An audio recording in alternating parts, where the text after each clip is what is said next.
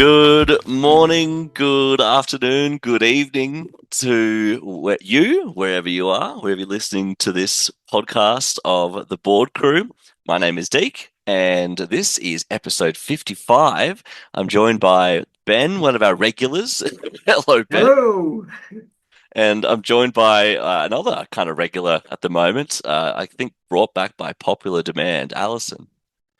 Hi. Hello, everyone. We have 55 episodes under our belt now. We smashed out 2 years. And the relevance of 55 for me, I'm just going to say, is a video from like 20 years ago on YouTube. It was a song called 55. It was just Right. 55. And anyone who is my age would know that. They might go, oh, yeah, and untap that or unlock that very small part of the brain that sort of kept that memory locked away.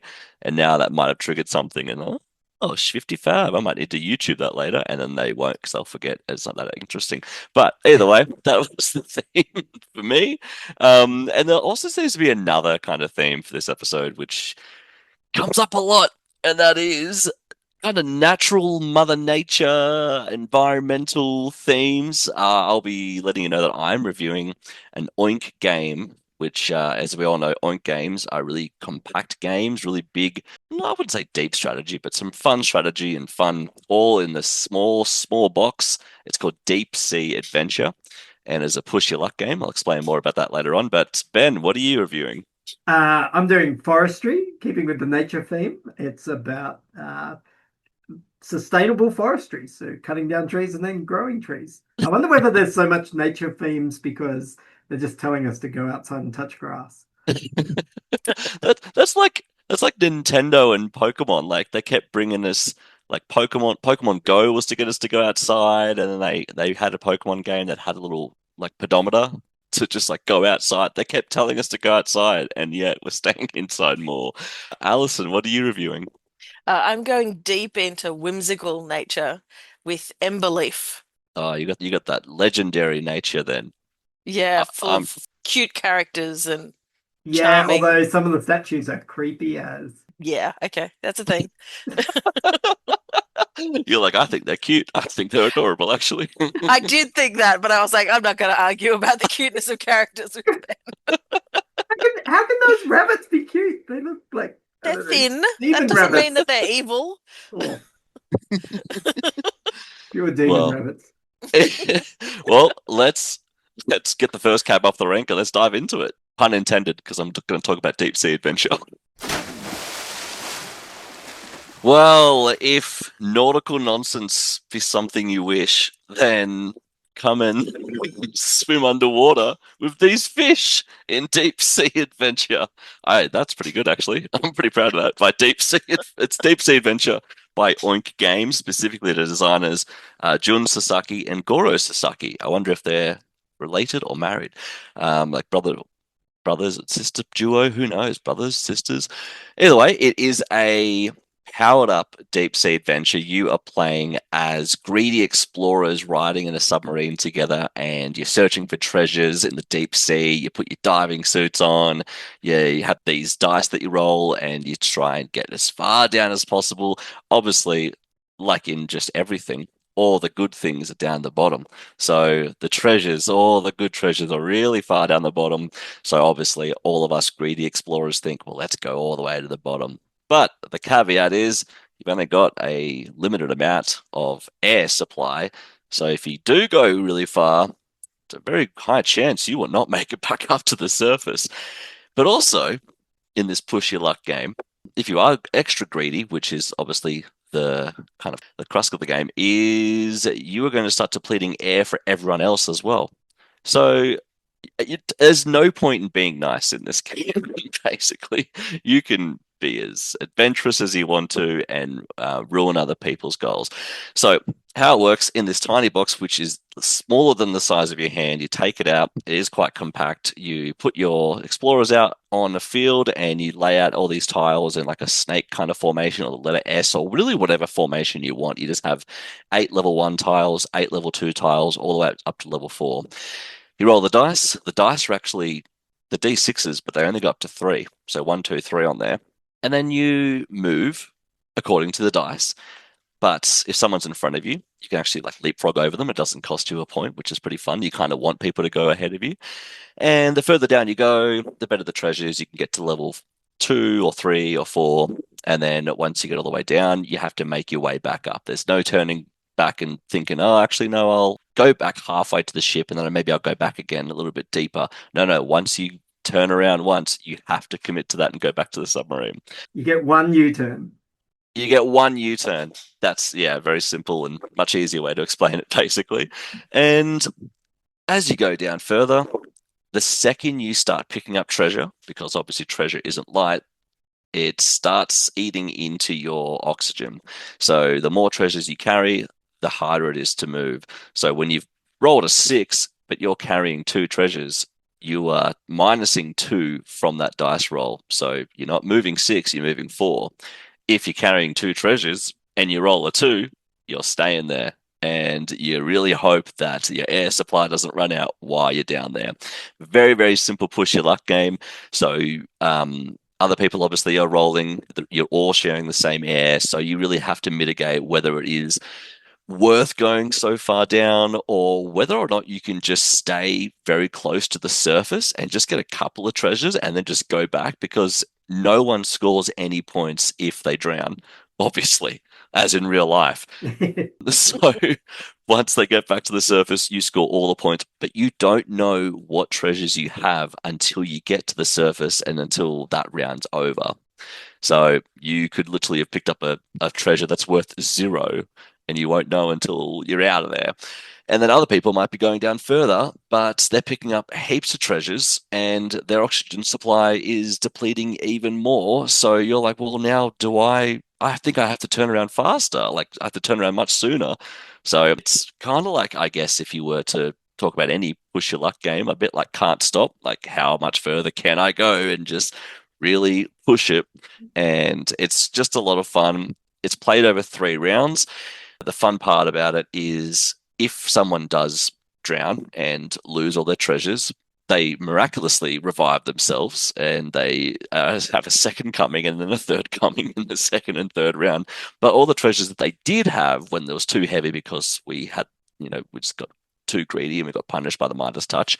All those treasures go to the very, very bottom of the ocean, but they're only worth 1 weight, basically. So you could pick up like 3 treasures at the very bottom that have been dropped by everyone else. It's not going to cost you 3 weight, which will obviously deplete 3 oxygen from your 25 shared supply of oxygen. So they're only going to be 1. So then it adds that extra layer of, okay, going down deeper is even more enticing now, and it's probably going to be even easier to get out. But still, what do I do? How far do I go? And it's a shorter track. Yeah, and the track gets shorter as the rounds go on as well. So you think it's super simple. So usually by the 3rd round, if you've drowned the first 2 rounds, you're like, okay, maybe because the track is shorter and because the treasures that are down the bottom are easier to bring back, maybe this is the time for me to do it. But you could still drown. It is a 2 to 6 player game. It really doesn't take long at all. Like 1 round, I don't know, like 10 minutes maybe, and you do 3 rounds, so half an hour, 10, 15 minutes. So it's a very short game. And like I said, it's Oink Games. So you're getting quality tokens, you're getting some nice feeling tokens, and it's just a simple game. Very easy to learn, very easy to teach. You don't even really need to teach much of it. You could just sort of say, hey, here's some dice, roll it, see what happens. And then just move the person down, and you can kind of teach them as they go. Suffocated. Yeah. And oh, look, yeah. And then, like, if they don't see that the air supply has gone from 25 to like 3, you go, oh, yeah, I forgot to tell you, you need to get back up. And you're all the way at the bottom. And it's going to take you 20 steps to get back, which is impossible. Yeah, sure. That way is good. I've enjoyed a lot of Oink games. I like startups when we play it. Insider, which is one I have. It's more of like a party game that I really just play with my family. I don't sort of bring it out to like more hardcore board gamers. It's basically just 20 questions, but one person is trying to mess it up. And I think those are the only 2 I've played, or 3 I've played. Deep Sea Adventure startups and Insider. Oh, and Scout, the main one, Scout. the one that everyone loves at the moment. Yeah, so Scout as well. So Oink Games, they usually make great things, and this is no exception. I love it. I played it like twice and then went, yep, I'm buying this, and it's cheap, but still quality, and it can fit in your pocket. You can't just take it to mum and dad's house and have a nice time. I really enjoy it. You guys played it? Oh, Alison, have you played it? I think I you came have. and watched us when we played it last night. I've played it once ages ago, and on the back of that, I got Moon Adventure, which is like a co-op version of Deep Sea Adventure. You still can suffocate, but you can suffocate together. Oh, that's good. It's Yeah. very romantic that way. Oh, yeah, it's Very charming. Shakespearean. And I think like they're really, really similar. You would instantly recognize it. But I think I prefer the co-op version. I'm interested to see what the co-op would be like. Yeah, I'm gonna have Everyone to still check it out. dies. Yeah. You run out of oxygen and you die. So Is that the only cooperative part? yeah. Like, let's both go and we'll That's both all. leave at the Well, same it's like time. it's because you're on the moon, right? So it's Yeah. like for the deep sea one, if you make it back, you're on the boat, you're fine, you can still take your treasure back. But on the moon, it's like everybody needs to survive in order for the mission to survive. So It's like you're repairing the station, I think. yeah, there's Something been like a happened to the storm. station, and so all Yeah, the bits of the station are scattered across the moon. You have to yeah. go pick up the parts to repair them. And if one person dies with a part outside, then everyone will die because you didn't repair the station. Okay. I'll check it out. I'll add it to my radar. There is a I can bring digital it. version. I've got it. I can bring it Oh to you yeah, guys. would love that. There's a digital version of Oink Games on like your phone and maybe Steam and Switch and things like that. But Deep Sea Adventure is free on that, and obviously the rest you have to pay for. So Oh, right. that's where I was introduced to Deep Sea Adventure, and I thought I want to bring this and play with my friends and sort of have that real life interaction rather than playing with bots and random online people. But if you want to check it out before you actually commit to buying it, that would be my suggestion. Otherwise, Deep Sea Adventure, support Oink Games, who is a great publisher and make great games, and check it out for yourself. For sure. And you'll be excited to hear that after a quick Google, I can tell you that Jun and Goro Sasaki are a father and son duo. Oh, I was wrong. There we go. Good on you. Couple of dads, a couple of boys is out there. Maybe Jun's a boy. Maybe he's a sorry, I mean maybe Father Jun's a son. son Yeah, father or son. father. I don't know which one's which. Jun's the father. Jun's the father. Maybe Mhm. Goro's the father now. Who knows how much time's gone? I There don't could be a know. couple of dads. Does that mean? I wonder why they have so many games about running out of air. Maybe they live on the What's moon. I don't what's know. happened in their life? Have they? Yeah, they've gone to the depths of the sea and they've gone to the heights of space, and they're just like, oh, I love where there's no air. Let's make a game out of it. Yeah, well, apparently, there's an interview with Jun, and his son was quite young when he started asking him questions about great ideas for games, and he would just use his Oh, ideas to help design games. oh, that's super cute. Yeah, Nice. I love that comment. Well, I love it even more now. Risky treasure hunting in the depths of the sea. That's Deep Sea Adventure by Jun and Goro Sasaki.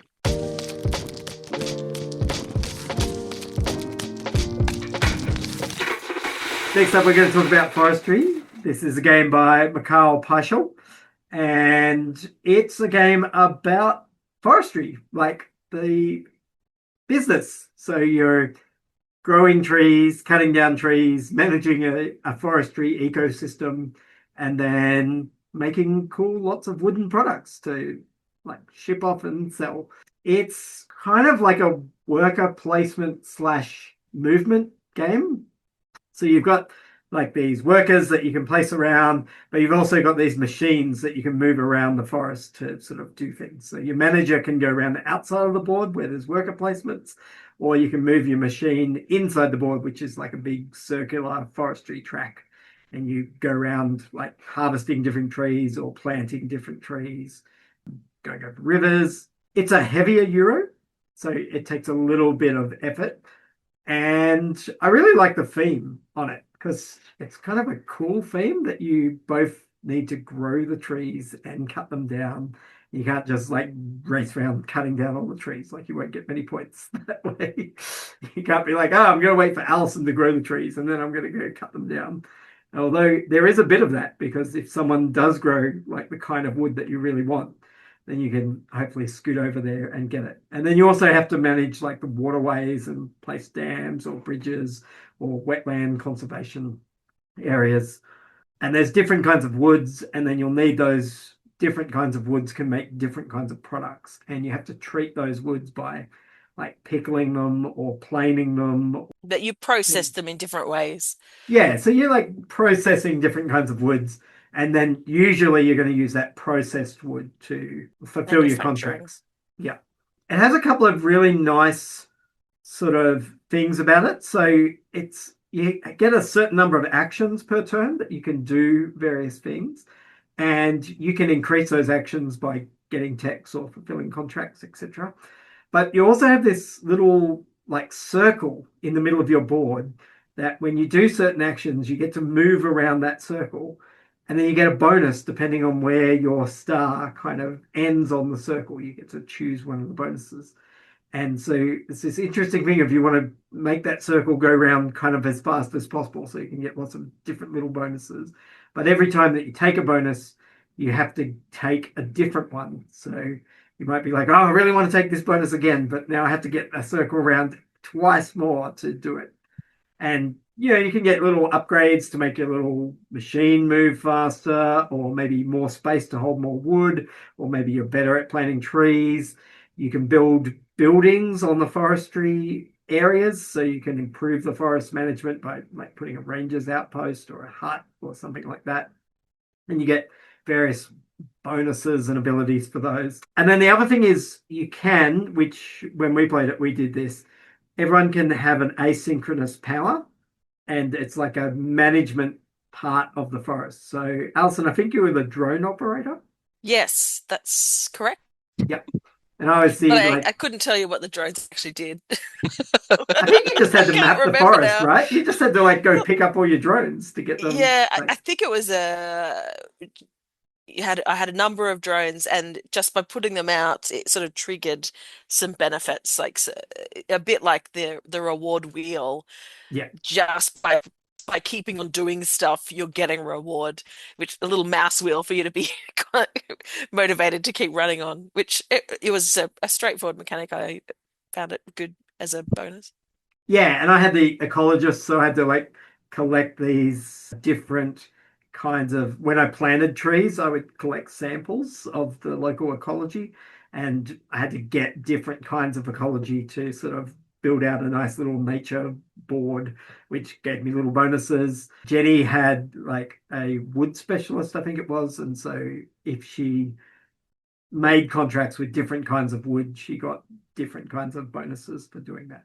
So that's a nice little thing as well. You can kind of upgrade action spaces, but it upgrades for everybody. Problems happen in the forest, and so you get points for fixing those problems.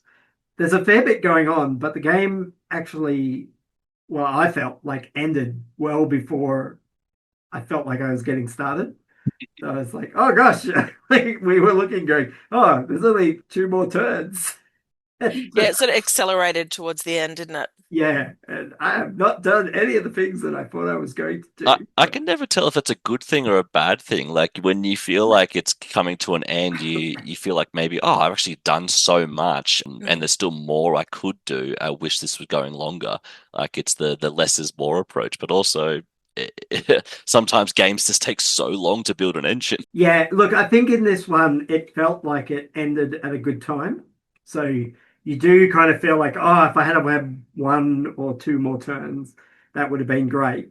But it does kind of force you to realize that every action that you take is precious and it doesn't feel like it drags. And I think it's just when you start, you've got so many different things you can do on your board. Like you can do these combos of put out enough different wetlands, you can get these bonuses. Put out enough houses, you get these bonuses. Sell enough wood and you get these bonuses. Plant enough trees, you get these bonuses. Get this many techs, you get these bonuses. And you sort of look and go, I'm going to do all of these, or at least some of all of these. And then you realize halfway through the game, going, actually, I can probably do two of these. And if I want to get for the bonuses, I need to sort of focus hard on getting the bonuses for these ones. So I do like that because it's not you're never going to kind of have a turn that you're sort of going, ah, well, I've got nothing I can really do because you always have lots more that you need to sort of do. And are you taking your turns like one at a time, or is it current like at the same time? So you take all of your actions at once. So people's turns are a little bit long, but not terribly long. But you can be really planning your turn while the current person's having their turn. Like, is it just because you have so many actions on your turn? Like you're only ever going to get a maximum of 6 actions. So it's not heaps, but the different ways that you can spend those actions. And some of the actions cost more than 1 action to do. Like this will cost you 2 actions, or even, yeah, they're even going to cost you 1 or 2 actions to do. So you're not actually doing that many things, but I think it's just with the kind of complexity and the fact that you're going to move a heap of stuff around and sort of reseed things and go, and that gets me. It's a bit like Hadrian's Wall or whatever. Like when I do this, now I get this bonus, and that lets me get one of these, and now I'm going to therefore fulfill this contract. And because I fulfilled this contract, I now have enough money to buy this tech, so I'll get that tech. And so it's that kind of thing where even though the initial actions that you do are kind of small, you might get a good chain reaction out of those. So it's quite heavy-ish. Yeah.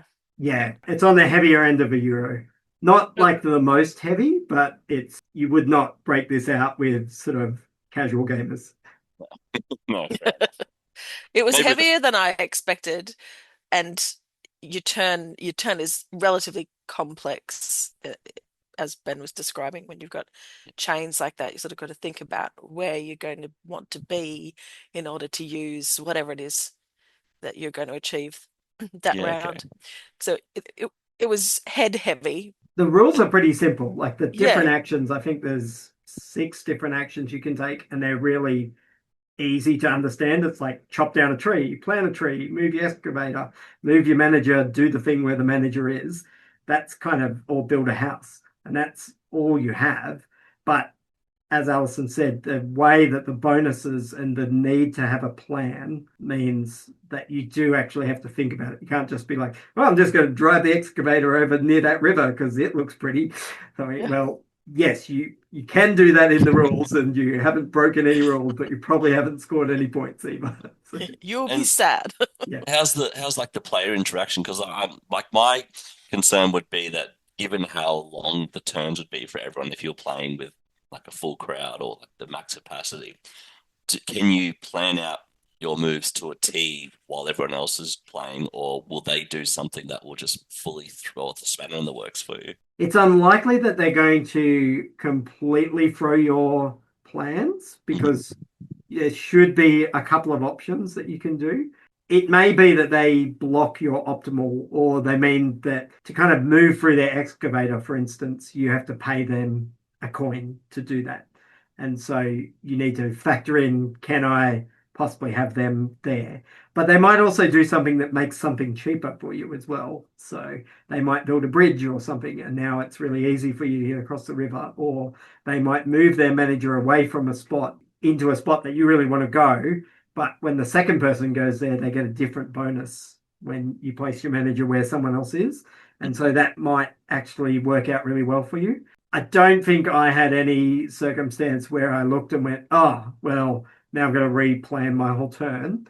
But sometimes it was, oh, that actually means I'm going to be able to achieve this, or I need to take that second option that I was considering when I was planning instead of the first option. But it's Gotcha. it's definitely not start again kind of territory. Maybe think of it like in Hadrian's Wall, where you're like carefully planning out your stuff, and then someone's like, "Oh, here you go, you get another brick because I just traded with you."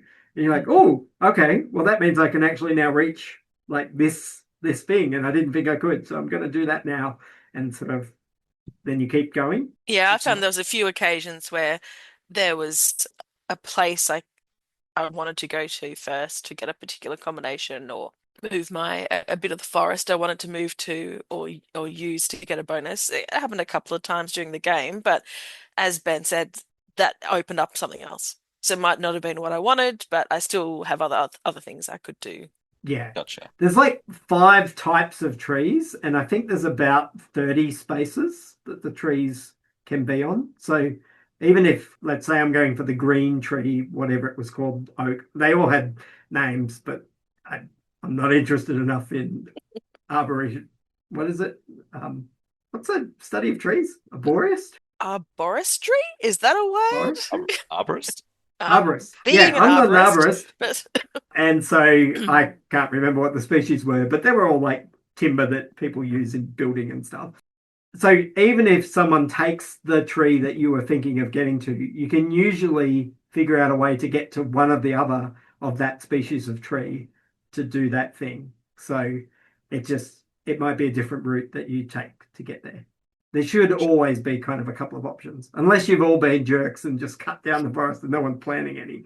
But then that's really good for the person that wants to focus on planting then, because they'll be able to plant any tree that they want. Okay, cool. Well, that's forestry. I'm hoping and imagining, or actually imagine, but I also secretly hope that this board game is part of the like onboarding process for new staff members of the Forestry of Corporation of New South Wales. Like, that as soon as you walk in, first day, here, play this game with me. It's going to be a few hours long. It's Once you're finished, go out into the field. Yeah, the So, rule book, I've got to say, reads like a sponsored ad for uh, Forestry Corporation. It's got all these little like cutouts of like, here's why forestry is good, and here's how we like manage a sustainable ecosystem. And I'm not denying that well-managed forestry is a good thing, but it does feel like it's coming on a little bit thick through the rule book. So yeah, we'll look for the sponsorship logo on the corner of the box somewhere. Yeah, I can't find any, but I just assume maybe they talked to them and they felt really grateful about all the information that Forestry gave them. Like it's made in Czechoslovakia or something. So the design, it's not Australian forestry, but yeah, it's still quite interesting. Well, that's forestry.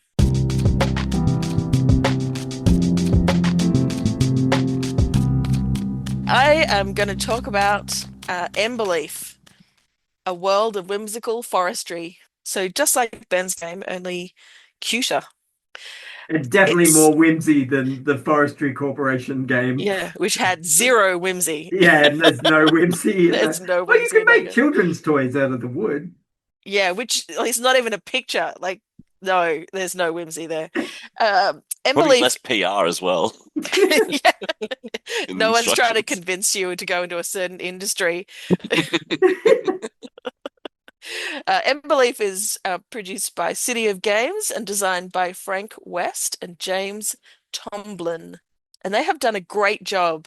I came to Emberleaf the other day, never having heard anything about it or even looked at the box, I don't think.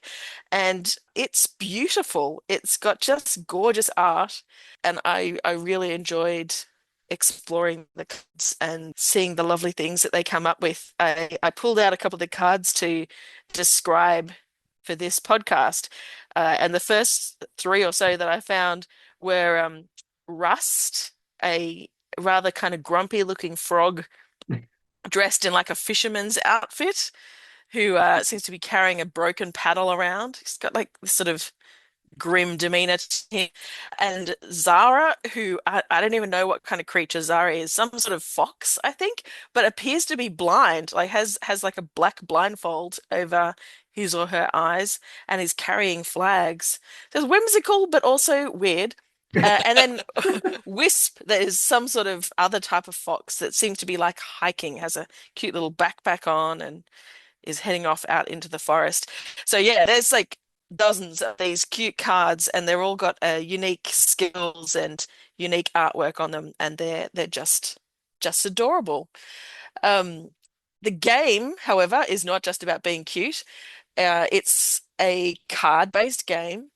There's a map of about half a dozen glades, and you and your Emberling friends are rebuilding.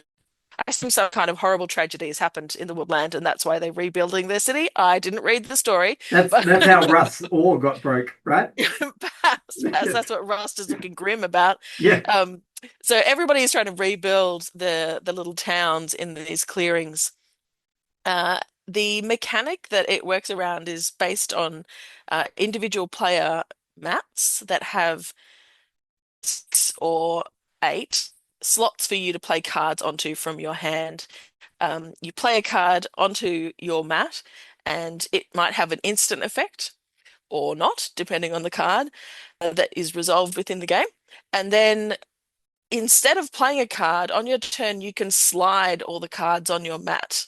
They have a particular order that they slide, and as they slide, they might have a slide effect on them.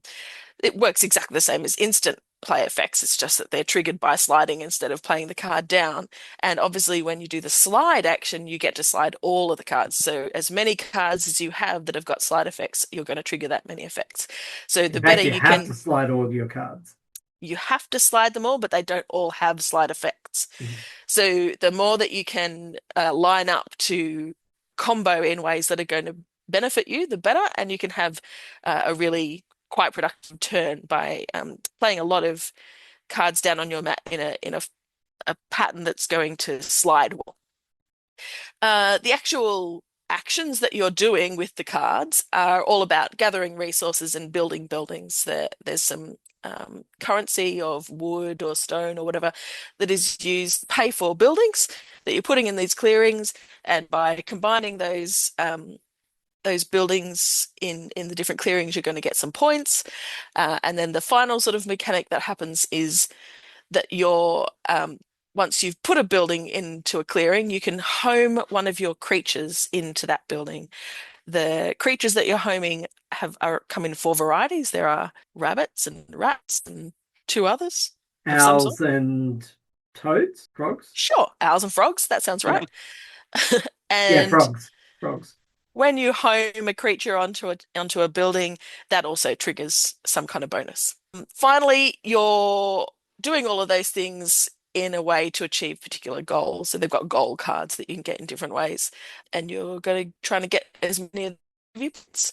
There's a couple of other things that trigger bonuses as you progress around the score track, but that's the gist. Play some cards, trigger some effects, get some resources, build some buildings, repopulate Emberleaf, And create beautiful town. fight the bad guys that are The on the bad paths. guys. Yeah, yeah. In between each of your clearings, there are some bad guys. So one of the actions that can be triggered by playing or sliding a card is an attack action that can get you some rewards by clearing bad guys out of the town.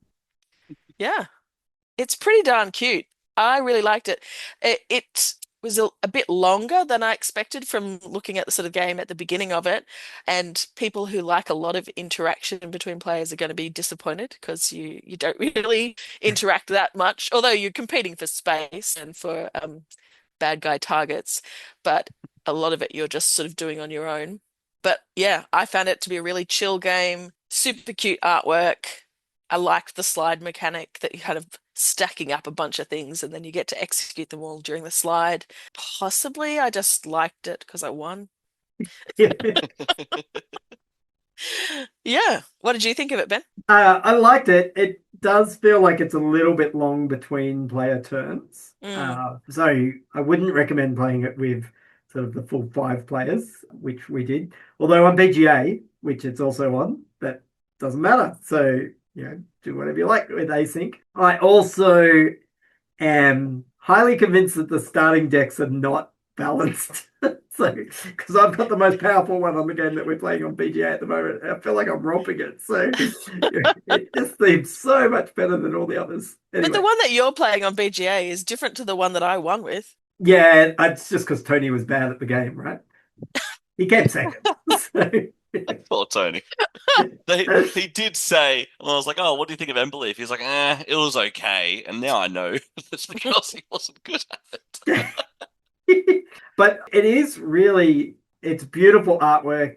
I disagree with Alison about how cute it is. It has a real creepy vibe to a lot of it. Even when you were describing those characters, like Rust is this sad frog with a broken oar, and Zara, she just happens to be blind. But don't worry, it's a cute forest animal thing. Like, yeah, there's a lot of just slightly off things that show this is a very traumatized, troubled world, which I'm like, Yeah.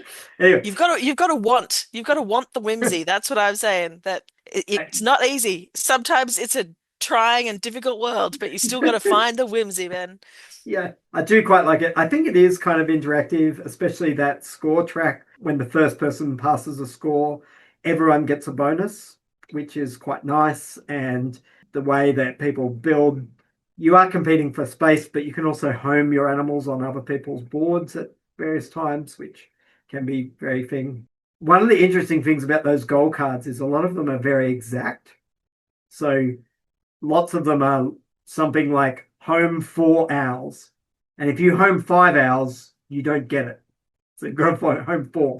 Or build 3 windmills in 2 different clearings.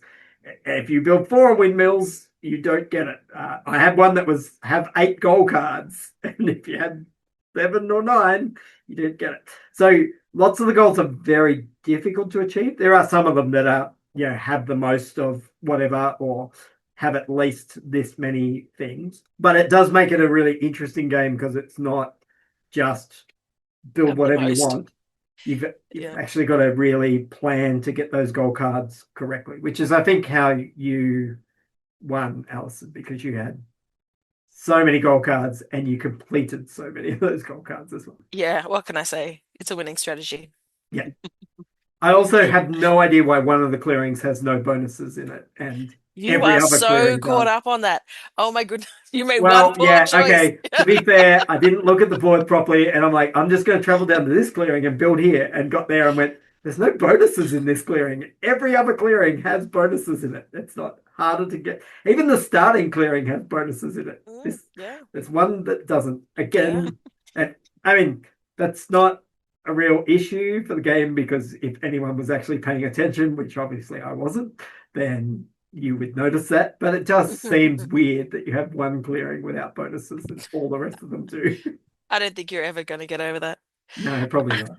I played the solo version on BGA this week as well, and that exact requirement from achievement cards definitely caught me out. There was some bonus I got towards the end of the game that let me put some extra home an extra animal, which is great, right? It gives you Yeah, another chance to score another building, and then I realized too late, oh no, I had to home exactly something, some yeah. number that did me out of an extra 8 points that I could have had. Well, I like that you explained how the game works at the start because I'm like 5 turns deep into a game of Emberleaf on BGA.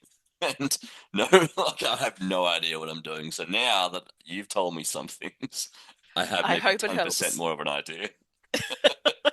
Because I put all these cards down, and then it's like, do I want to slide them or use their charges? I'm like, I don't know what Like, charges what are. does I that don't know what mean? Oh, sliding means. I'll slide them, and then my cards disappeared. I didn't get any bonuses. I'm like, oh, was oh that no. bad? I'm happy to talk you through it after this if you like. I'm just lazy. Didn't want to look up a YouTube video. In fact, Yeah, who there's some wants to do charm that? and fun in just figuring it out as you go.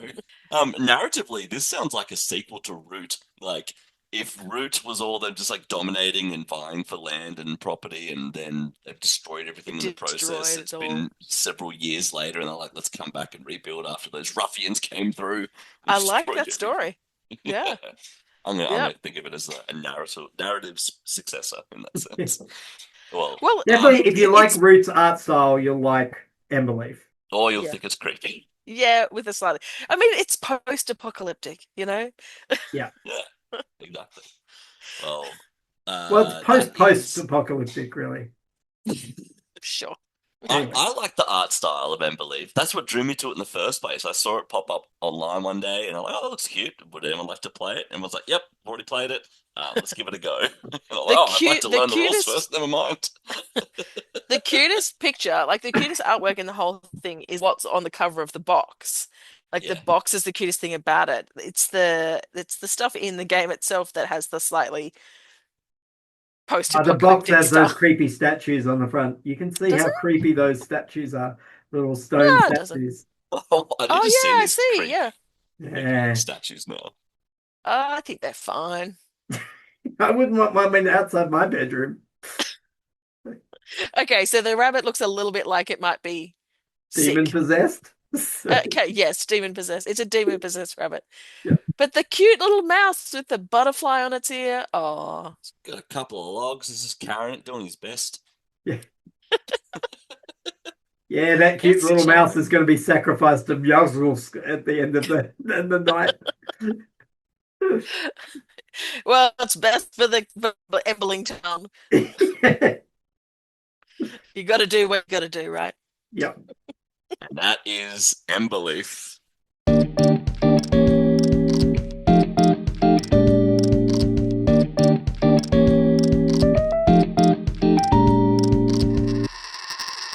So, three exciting games, and can you tell that we all have a type?